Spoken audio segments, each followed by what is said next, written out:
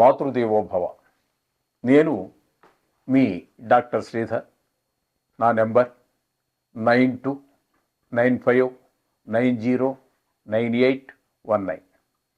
ఈరోజు మనము శని భగవానుడు కుంభరాశి నుండి మీనరాశిలోనికి ప్రవేశిస్తూ ఉన్నారు. ఎప్పుడు అంటే ఏప్రిల్ 17, 2025 మీనరాశిలోనికి ప్రవేశిస్తున్నాడు.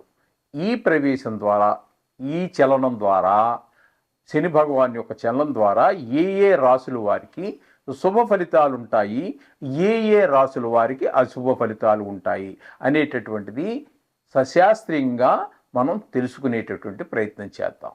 దీని ఏదో భయభ్రాంతులు చేయడానికో, లేకపోతే మీకు ఏదో కలిసి వచ్చేస్తుంది, ఆకాశం నుంచి ఏదో పడిపోతుంది అన్నట్టుగా ఏమీ మిమ్మల్ని మభ్యపెట్టేటువంటి ప్రయత్నం కూడా ఉండదు. శాస్త్రం ఎంతవరకు చెప్పిందో అంతవరకు చెప్పుకునేటటువంటి ప్రయత్నం చేద్దాము. అయితే ఈ శని భగవానుడు ఏప్రిల్ 17న మీనరాశిలో ప్రవేశించినప్పుడు ఇక్కడ ఏమవుతుంది అంటే మకర రాశి వారికి ఏలినాటి శని బాధల నుంచి విముక్తి లభిస్తుంది. అట్లాగే మనకి వృశ్చిక రాశి వారికి ఏలినాటి శని మకర రాశి వారికి విముక్తులవుతున్నారు. కానీ కొత్తగా అంటే మొన్నటి వరకు కూడా కుంభ మీనరాశి వారికి ఏలినాటి శని ఉన్నది. ఇప్పుడు ఈ మకరం నుంచి విముక్తి అయ్యాడు, మకర రాశి వారు విముక్తులయ్యారు. కానీ కొత్తగా ఇప్పుడు మేషరాశి వారు కూడా ఏలినాటి శనిలో ప్రారంభమవుతున్నది వారికి ఏలినాటి శని. కాబట్టి ఇప్పుడు ఏప్రిల్ 17 నుండి మనకి కుంభ, మీన, మేష ఈ 3 రాశుల వారికి కూడా ఏలినాటి శని ప్రారంభమై ఉంది, నడుస్తున్నట్టు లెక్క. ఇకపోతే శని భగవానుడు కుంభంలో ఉన్నంత వరకు వృశ్చిక రాశి వారికి అర్ధాష్టమ శని నడిచింది. ఇప్పుడు ఏప్రిల్ 17 నుండి ఈ వృశ్చిక రాశి వారు శని భగవానుని యొక్క అర్ధాష్టమ శని నుండి విముక్తులవుతున్నారు. ఏమండి? అయితే వీరు విముక్తులయ్యారు సరే, కానీ ఇక్కడ ధనురాశి వారు ఏలినాటి శనిలో అర్ధాష్టమ శనిలో ప్రవేశిస్తూ ఉన్నారు. ఏమండి? వృశ్చిక రాశి వారికి విముక్తి అయింది, ధనురాశి వారికి ప్రారంభమైంది. అలాగే అష్టమ శని మొన్నటి వరకు కూడా కర్కాటక రాశి వారికి కుంభరాశిలో ఉన్నప్పుడు అష్టమ శని నడిచింది. ఇప్పుడు ఏప్రిల్ 17 నుండి వారు విముక్తులవుతున్నారు కర్కాటక రాశి వారు. కానీ అదే అట్ ది సేమ్ టైం అదే సమయంలో సింహరాశి వారు అష్టమ శనిలో ప్రారంభమవుతున్నది వాళ్ళకి. కాబట్టి ఇప్పుడు ముఖ్యంగా ఈ 5 రాశుల వారు ఎవరు? ఈ 5 రాశుల వారు అన్నట్టయితే కుంభ, మీన, మేష 3 రాశులు. ధను రాశి వారికి అష్టమ శని ప్రారంభమవుతున్నది. అలాగే ఇక్కడ సింహరాశి వారు కొత్తగా జాయిన్ అవుతున్నారు అష్టమ శనిలోకి.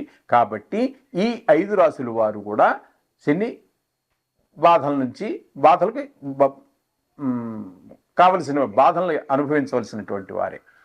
అర్థమైంది కదండి? ఈ 5 రాశులు ముఖ్యంగా కూడా శని యొక్క సంచారము ఈ 5 రాశుల వారిని అంటే ఇప్పుడు ఈ రాశులనే కాదండి, ఎప్పుడు కూడా ఈ మొత్తం ఆయన యొక్క సంచారం ఎప్పుడు కూడా 5 రాశులలో బాగా పీడిస్తాడు, బాగా బాధలు పెడతాడు అని చెప్పేసి మనకి శాస్త్రం చెప్తోంది. అంటే అర్ధాష్టమ శని 1, అలాగే అష్టమ శని 2 రాశులు, 1 రాశి, అది 1 + 1 2 రాశులు అయినాయి. అలాగే 7.5 అది ఏలినాటి శని 3 రాశులు. అంటే ఆ రాశికి వెనుకనున్న రాశి, ఆ రాశి ప్లస్ దాని ముందు రాశి 3 రాశులు. ఈ 5 రాశుల్లో బాగా ఆయన శని యొక్క బాధలు పడవలసి ఉంటుంది అని చెప్పి మనకు శాస్త్రం చెప్తోంది.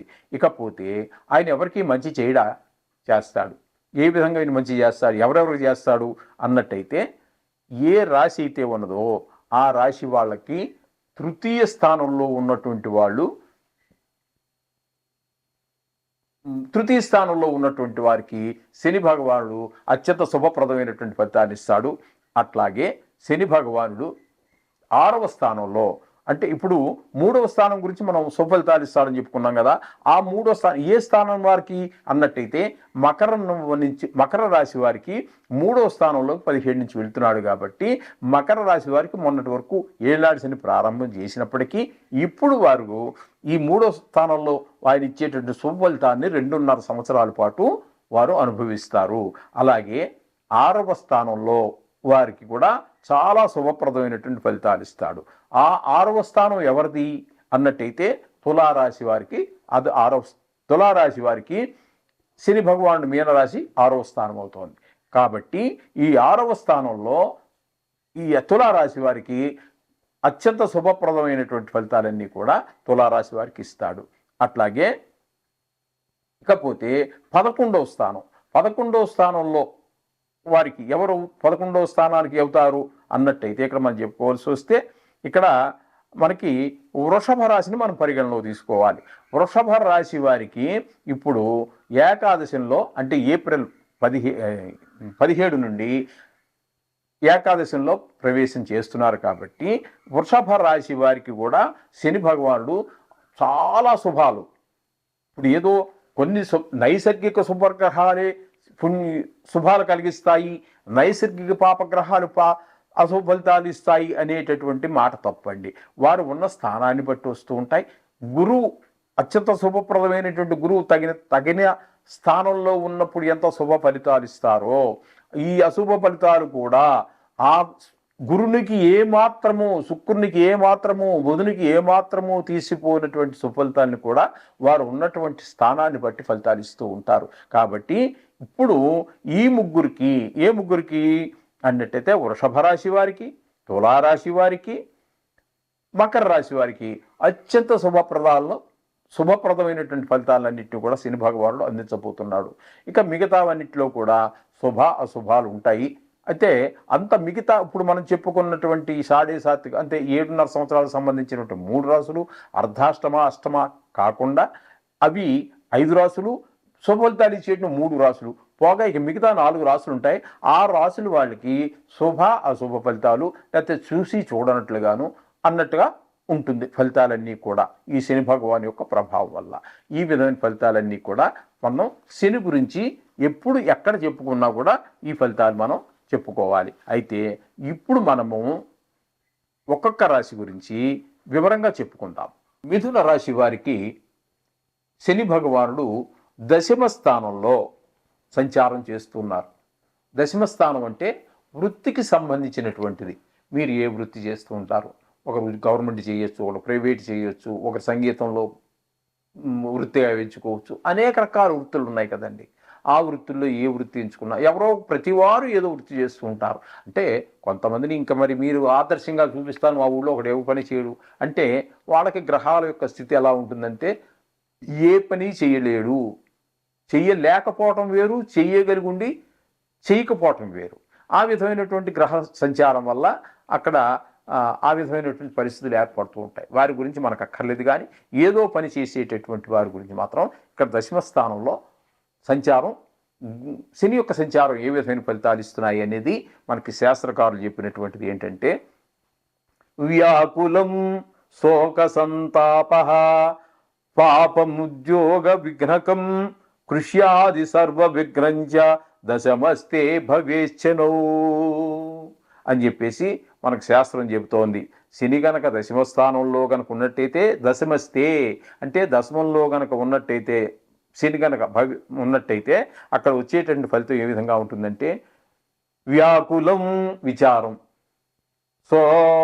శోక సంతాప, వివిధ రూపాలలో ఉన్నటువంటి శోకాలు, కష్టాలన్నీ కూడా ఏర్పడుతూ ఉంటాయి.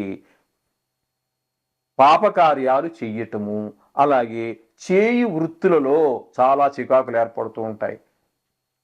మనకి ఉద్యోగం నుంచి తీసేయటమో, లేకపోతే అక్కడ ఎవరో చేసిన తప్పుకి మనం బలి కావటమో, తద్వారా ఉద్యోగం పోగొట్టుకోవడం, అది ప్రైవేట్ కావచ్చు, గవర్నమెంట్ కావచ్చు, అట్లాంటివన్నీ ఏవేవో మొత్తం శ్రమకి తగిన ఫలితం దొరకకపోవటమో, చాలా ఇబ్బందులు. అక్కడ అందరూ కూడా మనకి యాంటీగా చాలామంది మనకి వ్యతిరేకంగా పనిచేస్తూ ఉండడం, మన యొక్క దీని యొక్క యజమాని ఎవరైతే ఉన్నారో వారికి మన మీద పితూరీలు చెప్పటము, ఇట్లాంటి మొత్తం మీద ఉద్యోగానికి అది ప్రైవేట్ కావచ్చు, గవర్నమెంట్ కావచ్చు, అక్కడికి వెళ్ళాలి అంటే ఇక చాలా భయపడుతూ తప్పనిసరి పరిస్థితుల్లో వెళ్ళవలసినటువంటి పరిస్థితులన్నీ కూడా ఏర్పడుతూ ఉంటాయి.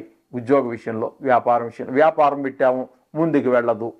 అక్కడ కూడా ఎవడో మరి ఇన్కమ్ ట్యాక్స్ ఎవడో వీడో వచ్చి మీద పడతాడు. మనం తిన్నది రూపాయి అయితే 10 రూపాయలు కక్కిస్తాడు. ఇటువంటి బాధలన్నీ కూడా చాలా రకాలైన బాధలు. సమస్త విషయాలు ఎందుకు కూడా వ్యతిరేకత మనకి ఏర్పడుతూ ఉంటుంది. సర్వ విఘ్నం, ఏ పని చేసినా కూడా మనకి అన్ని వ్యతిరేకమైనటువంటి ఫలితాలే వస్తాయి సుమా అని చెప్పేసి మనకు శాస్త్రకారుడు చెప్తున్నాడు. చేసేటటువంటి వృత్తిలోను, ఉద్యోగంలోను, ప్రైవేట్ కావచ్చు, గవర్నమెంట్ కావచ్చు, ఎవరు అనేక రకాల వృత్తులు ఉన్నాయి. ఆనాడు లేని వృత్తులు ఈనాడు ఇంకా కోట్లు ఉన్నాయి. కొత్తవన్నీ సృష్టించబడ్డాయి మానవుల చేత. అందుచేత ఆ వృత్తిలో మనకి ఏ విధమైన రాణింపు లేకపోగా, రాణింపు పక్కన పెట్టండి, అనేక రకాల కష్టాలను ఎదుర్కోవాల్సి ఉంటుంది. అందుచేత ఈ విధమైన ఫలితాలన్నీ వస్తాయి సుమా, జాగ్రత్త అని చెప్పడం కోసం మనకి శాస్త్రకారులు తెలియజేశారు. దీని పరిష్కారాలు మనం లాస్ట్లో చెప్పుకుందాము. ఈ విధమైన ఫలితాలన్నీ కూడా మనకి మిథున రాశి వారికి ఏర్పడుతూ ఉంటాయి.